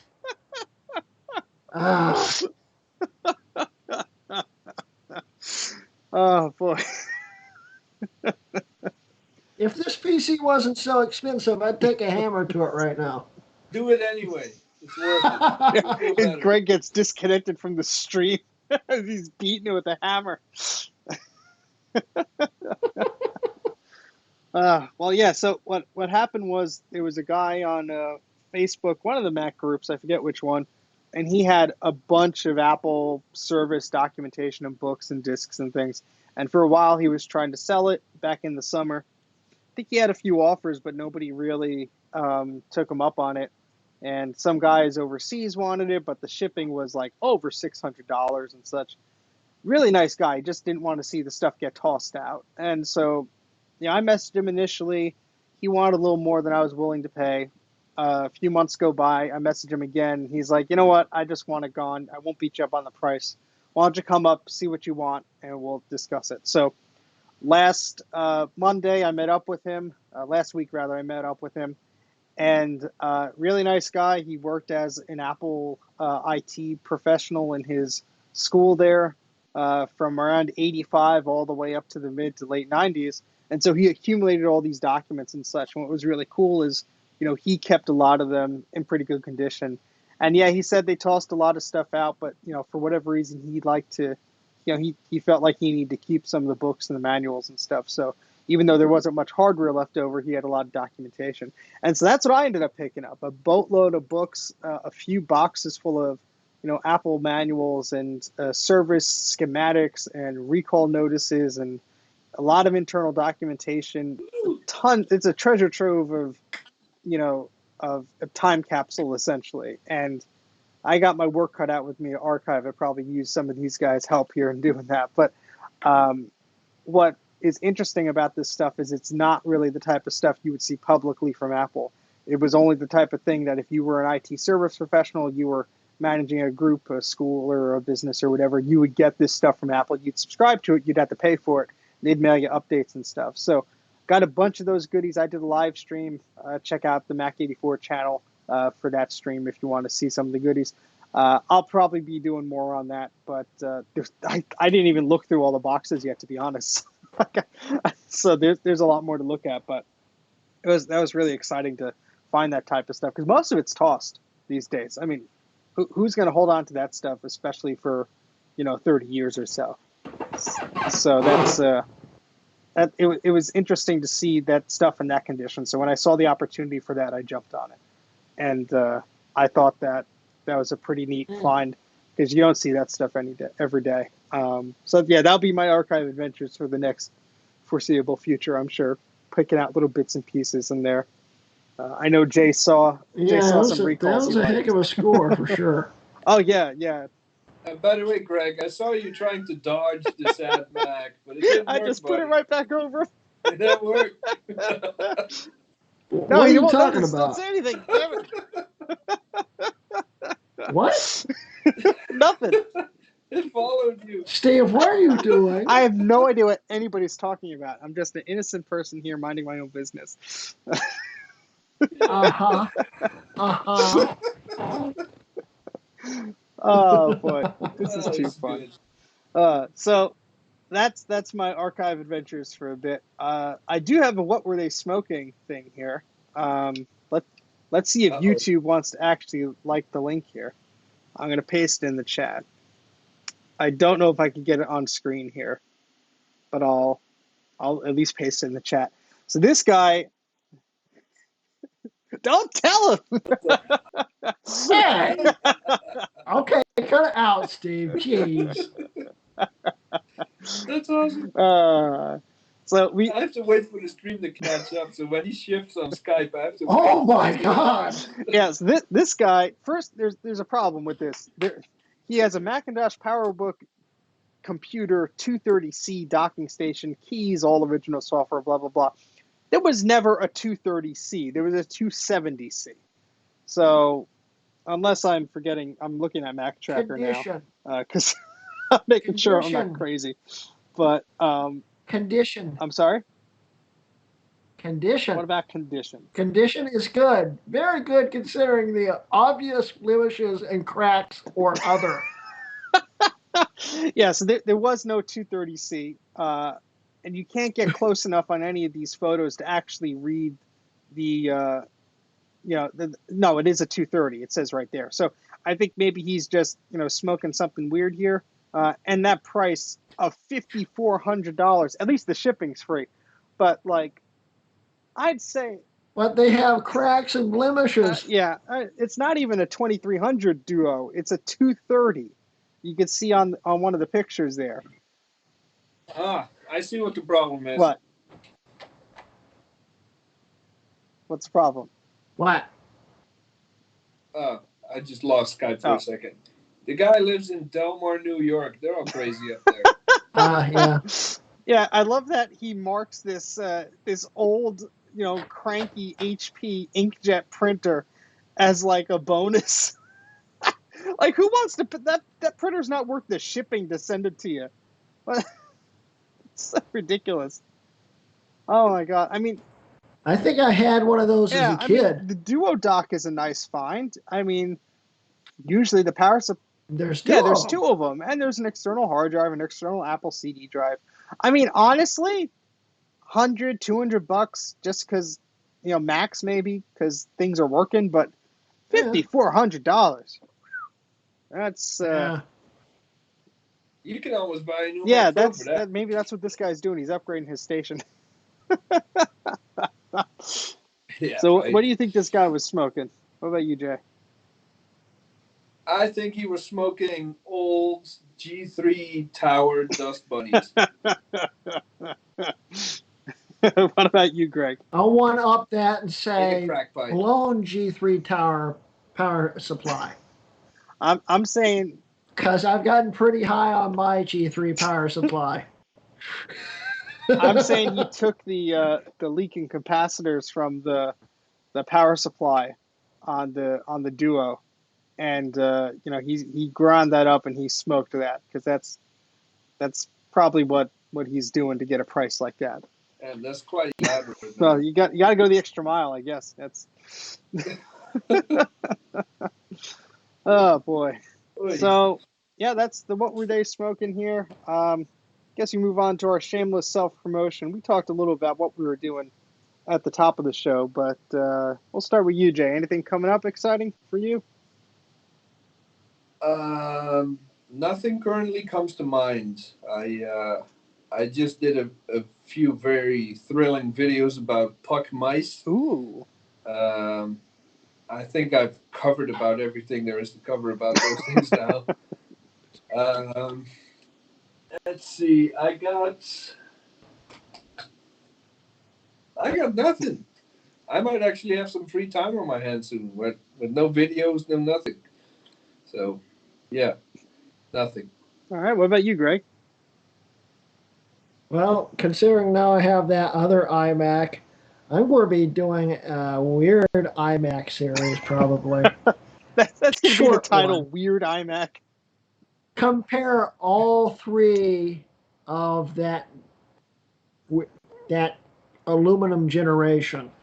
The 7,1, 8,1, 9,1.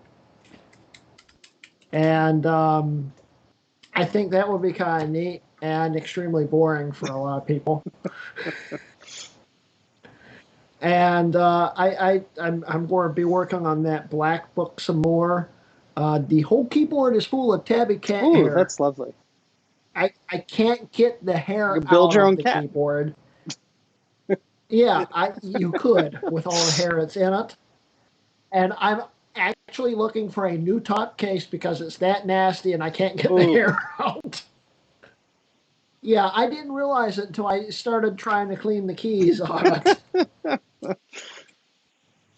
It's bad. It's really bad. I'll be showing that in a video Oh, coming up. But that thing's basically set up to the point where I could film it. I just I want to perfect it a little bit more, yeah. and for the Black Book video, and then I've got a few other things. The RGB Nightmare build, the PC build I'm doing. Bleh. Give It's me that also back. it's also a Hackintosh. It's a Hackintosh, and I the part of the video where we turned it on and it blew. I blew the freaking $65 Hue 2 in it. Blew a hole clean through it, I guess, because it just will not Oof. work. So none of the lights work in the case. So it's a really boring RGB build with no No RGB. RGB. So RGB less. Yeah, so I've got to send that back and order another one and try not to blow a hole in that one too. We need an intervention. Yeah, yeah. Oh boy. This I'm not arguing with it. We were actually talking about you in the car, Steve. My wife, like, I use you to make myself Oh look great. better. Like, okay, you're not as bad as he is. Like, yes. Well, I'm glad that's useful for somebody. It can't help me, but oh boy. Oh boy. All right. Well, I have my iMac video that I'm editing now, so hopefully that'll be out sometime in the near future. Work has been hell, so I really haven't had the chance to play around with that as much as I'd like. Um, but I have a bunch of documentation stuff to weed through. I'll probably be scanning that. That's a good winter project because I could stay indoors and you know stay by something warm and just scan a bunch of documents. Um, I have a Oh, speaking of all that, yeah. Steve, No, that's all right. sorry. I need your help with the series, the beginning of the new series that I'm Oh starting yeah. up, which I announced like what 4 months ago, and even had the intro screen and stuff, but never did anything with it. And what's that? The Mac Oddware Oh, series. yes. I'll assist you in any way Yeah, possible, sir. yeah, I'm going to be starting that up very soon, probably in the next week or Okay, so. cool. I'm excited about it, so I'm going to need All your right. help. I'll do what I can. No, hopefully the curse of the iMac won't eat into me. Hopefully, because it's been eating into me and my I tell iMac. you, the Thanks. second the camera goes on, it just doesn't like it. But uh, Yeah. so yeah, I have the iMac video coming up. A bunch of other things I'm trying to finish. I did open the clone video project in Final Cut Pro again because Snazzy Labs or whatever did a video that sort of touched on the Mac clone, but they touched on it so briefly. It was like, well, you're missing all the good parts. Yeah, it was kind of Yeah, boring, it missed all the honestly. good juicy details. So, I love Quinn's videos, but that one was well, you had boring. the clickbaity image there of Steve Jobs looking at a mystery tower and all this stuff. Yeah, yeah, And I was like, yeah. all right, it's like, yeah, maybe maybe it's just me. I like the more detailed stuff. That's why my clone videos clocking in at 20 something minutes there. But not everybody likes the same stuff. It's a very good Well, I thank you. video. I enjoyed Yeah. So watching it. the biggest problem was from moving from one hard drive in one system to the next. I lost a lot of the linked footage. So it's all linked together now. So between that and the iMac video, we'll have some goodies out soon. So that's Awesome. If you need any, UMac Super Mac I video, let me not in the know. first video, but the original idea of that's going to be a 3-part type thing. Talk about the history, show the Cool. models, then do some shootouts with the specs and things like that. So Take him forever, dude. I, Come on. It's been like a story year. of my life. Story of my life. Anyway, speaking of it's been a long time, next show is our MacYak Well, anniversary show. Woo! Woo! and my and your birthday. birthday. How about that? So Nobody we won't put the Sad Mac on you for your birthday. How about that? We'll Yeah, thank you. oh boy, yeah. So that's So is next week episode 49 or 50? 49 and a half. 49. Yeah, that also reminds me, we have special guest stars next We do? week too. We do? We do. Oh, sweet. We have the Computer Clan joining us. Ooh. Both of Both them. of them. Ooh. Ken and Hey, Brent. how about that? That's pretty cool. So it's going to be a And, hell of an anniversary show. Depending on how many people are joining us, Greg or GT is going to be streaming because his internet is so fancy now. He's going to be streaming it, and I will do the hosting part so he can focus on all the technical stuff without having to actually keep pushing us back on topic. So that should be fun. Yeah. I'm Yeah, it going should to mess be. it up so bad. Because I don't keep myself on topic, so this is going to be That reminds me, I need to remind Ken that he's on next week with Brent. It's a good little Mac, isn't he? He's Yeah. a good little guy. So we might have guests, we might not, but let's make it a party anyway. I'm What are you petting my doing, little Steve? Mac there. Oh. Oh, I can't see that on Skype. But like, what are you? Have you lost your mind? Well, Yeah, that yeah. makes sense. Yeah, you're kind of missing it. There you go. Yeah, now you got it. You got it. Oh, we're having too much Yeah. fun. That shows you how I think it's delayed time the to go. video When is, Steve guys. Yeah, starts getting giddy, this it's time is to getting go. silly here. But want to remind you all that we do have a Discord. So if you want to join us on our Discord channel, if you like us being crazy and going a little nutty, if you don't mind that, you're welcome to join us on our Discord channel. The link is now appearing on your screen magically. So there you go. We usually hang out in there after the show, and there's a text chat. Do all your typing details there. If you miss the ICQ, the AIM, the MSN days, it's kind of like that. Why don't you join us? It'll be a lot of fun. And yeah, tune in for next week. We have our Mac Yak anniversary show with some cool guests coming. Subscribe to this channel, give a thumbs up to this video. We're only at 9 likes, so slam that thumbs up button. I need a soundboard to do some crazy noises here.